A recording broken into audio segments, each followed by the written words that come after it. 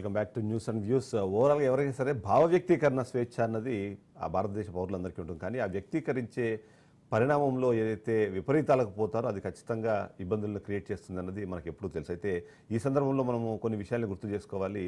ఏదైతే రాజకీయ నాయకులు ఉన్నారో వాళ్ళ స్వలాభం కోసం వాళ్ళ పార్టీని ప్రజల్లో తీసుకెళ్లే క్రమంలో కొన్ని ప్రయత్నాలు అయితే చేస్తుంటారు. కానీ దాన్ని విపరీతంగా తీసుకొని వేరొకరి మీద వాళ్ళకి సంబంధించిన విషయాలను వాళ్ళు పోస్ట్ చేసే క్రమంలో వ్యక్తిత్వ హననానికి కూడా పాల్పడిన సందర్భాలు మనం చూస్తున్నాం. వ్యక్తిగత విషయాలు మాట్లాడడం అన్నది ఒకటైతే ఆ వ్యక్తిత్వ హననం అన్నది మాత్రం ఎప్పటికీ యాక్సెప్టెడ్ కాదు. అదే సందర్భంలో ఏదైతే పార్టీలు అధికారంలో ఉన్నప్పుడు ఆ పార్టీలు మమ్మల్ని కాపాడుతాయి అనుకుని కొద్దిమంది చేస్తున్న పోస్టులు, ఆ తర్వాత ప్రభుత్వం మార్పిడి జరిగిన, అధికారం మార్పిడి జరిగిన ఇబ్బందులు తప్పవు అనే విధంగా విశ్లేషణలు వినిపిస్తుంటాయి. సేమ్ అదే పరిస్థితి ఇప్పుడు ఏమైనా రాష్ట్రంలో నడుస్తుంది, ఆంధ్రప్రదేశ్ రాష్ట్రంలో అన్న ఒక అనుమానం అయితే చాలా మందిలో ఉంది. బట్ అదే సందర్భంలో వైసీపీ మాత్రం ఇదంతా కేవలం కక్ష సాధింపు చర్య మాత్రమే.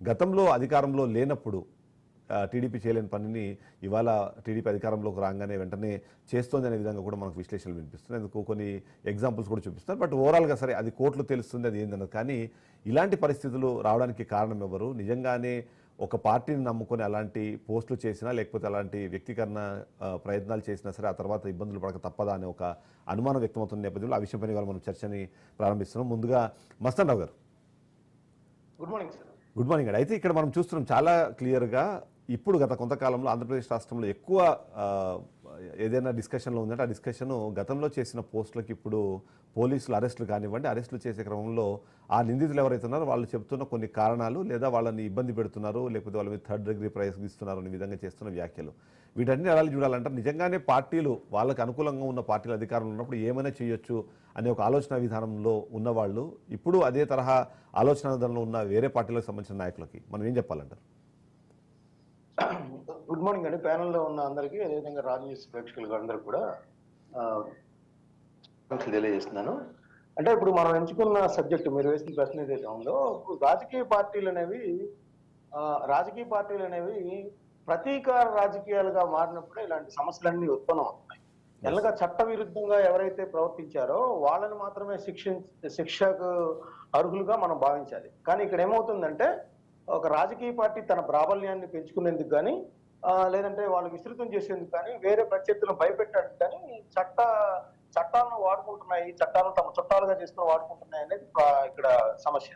పోలీసులు కూడా ఏంటంటే వాళ్ళకి కావాల్సిన కొంతమంది పోలీసులు వాళ్ళకి ఏవైతే మంచి పోస్టింగ్లు కావాలి, లేదంటే మనం లూప్ లైన్, మామూలు జనరల్ అని పోస్టులు ఉంటాయి జనరల్ గా.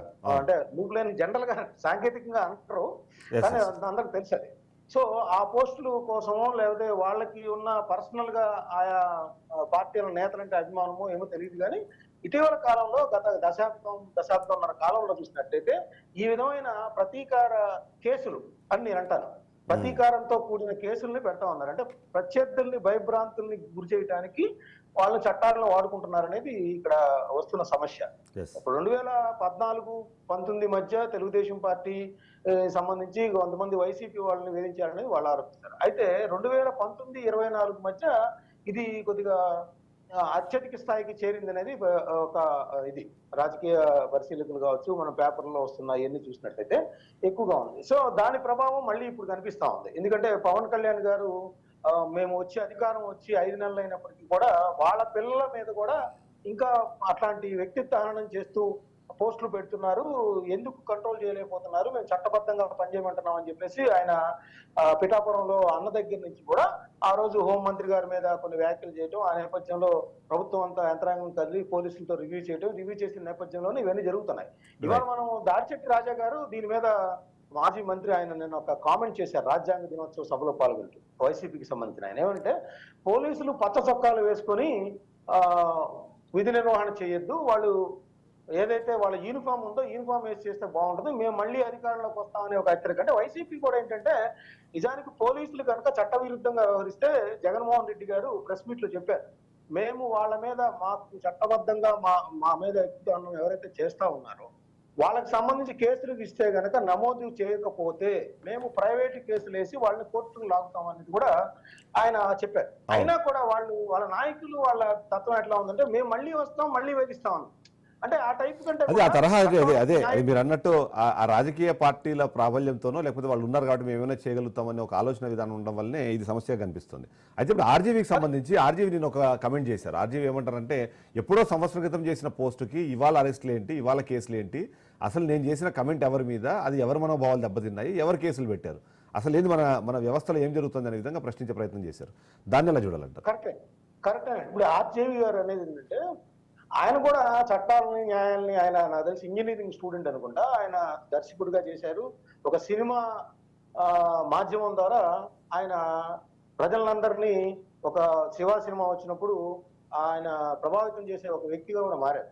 ఆ తర్వాత కాలంలో ఆయన మనస్తత్వంలో వచ్చిన మార్పు, ఆయన సైకాలజీలో కానీ డిఫరెంట్ గా మాట్లాడటం ఏం చేశారు అంటే ఆయన్ని ఎక్కువగా కాన్సన్ట్రేషన్ చేసే విధంగా ఆయన వ్యాఖ్యలు ఉంటా ఉంటాయి, డిఫరెంట్ గా ఉంటా ఉంటాయి. ఇప్పుడు ఆయన అనేది ఏంటంటే ఇప్పుడు ఆయన మీద పెట్టిన మద్దిపాడులో పెట్టిన కేసు నేను ఎఫ్ఐఆర్ చూస్తే ఏంటంటే ప్రధానంగా ఆయన చేసింది ఆయన కామెంట్లు పెడతానికి ట్వీట్ చేయడానికి ఎవరు అభ్యంతరం లేదు. ఆయన పవన్ కళ్యాణ్, చంద్రబాబు, లోకేష్ కి సంబంధించిన వేరే ఎవరో యువతులకు సంబంధించిన ఫోటోల మీద వాళ్ళ తలకాయలు మార్చేసేసి మార్పింగ్ చేశారనేది ప్రధానమైన అభియోగం. అది కేసు ఎవరు పెట్టారంటే ప్రకాశం జిల్లా ఆ మండలానికి సంబంధించిన ఒక అధ్యక్షుడు ఎవరో కంప్లైంట్ ఇచ్చారు. అయితే నేనంటాను ఆయన ఏమంటారంటే ఎవరో వాళ్ళైతే ప్రభావితం కాలేదు, వాళ్ళ మనోభావాలు దెబ్బతినలేదు, ఎవరైతే పవన్ కళ్యాణ్, చంద్రబాబు వీళ్ళుంటారో వాళ్ళ తరఫున ఎవరో పెట్టమైంది అంటారు. ఇప్పుడు ఆయన ఒక సినిమా తీశారు, రాజకీయాలకు సంబంధించి ఆయన లైన్ లోకి వచ్చేసారు. మనం చూసినట్లయితే యోగం సినిమాకి సంబంధించి వేరే ప్రత్యర్థి రాజకీయ పార్టీకి సంబంధించిన కించపరుస్తూ లేదంటే విమర్శనాత్మకంగా ఒక సినిమాని తీశారు. దానికి ముందు కూడా ఆయన జగన్మోహన్ రెడ్డి గారిని కలిశారు. ఆ తర్వాత దాసరి కిరణ్ కుమార్ వైసీపీకి సంబంధించిన వ్యక్తి కూడా ఉన్నారు. దానికి సంబంధించి ఆయన అంటే ప్రత్యర్థి పార్టీకి లాభం చేకూర్చే విధంగా ఆయన చేశారు. కాబట్టి ఆ రాజకీయ పార్టీలు మీరు అన్నట్టుగా ఆ యాంగిల్లో దీన్ని చూడాలా లేదన్నది ఒకసారి బాలాగారు అడుగుదాం. బాలాగారు రైట్, బాలాగారు ఓవరాల్గా చూస్తే ఈ కేసును మొత్తాన్ని ఇప్పుడు మీరే డీల్ చేస్తున్నారు రామ్ గోపాల్ వర్మకు సంబంధించి. కేసు అయితే చాలా క్లియర్గా మార్ఫింగ్కి సంబంధించి అలా మార్ఫింగ్ చేసి పెట్టిన దానివల్ల జరిగిన ఆ పరిణామాల మీదనే ఇవాళ కేసు నడుస్తుంది. మీరేమో ఎవరి మనోవాళ్ళు దెబ్బతిన్నాయి, ఎప్పుడు మేము పోస్ట్ చేసాం ఇప్పుడు అని చెప్పి కొన్ని టెక్నికల్ అంశాలు మాట్లాడే ప్రయత్నం చేస్తున్నారు. నిజంగానే కోర్టులు ఇవన్నీ నిలబడతాయా?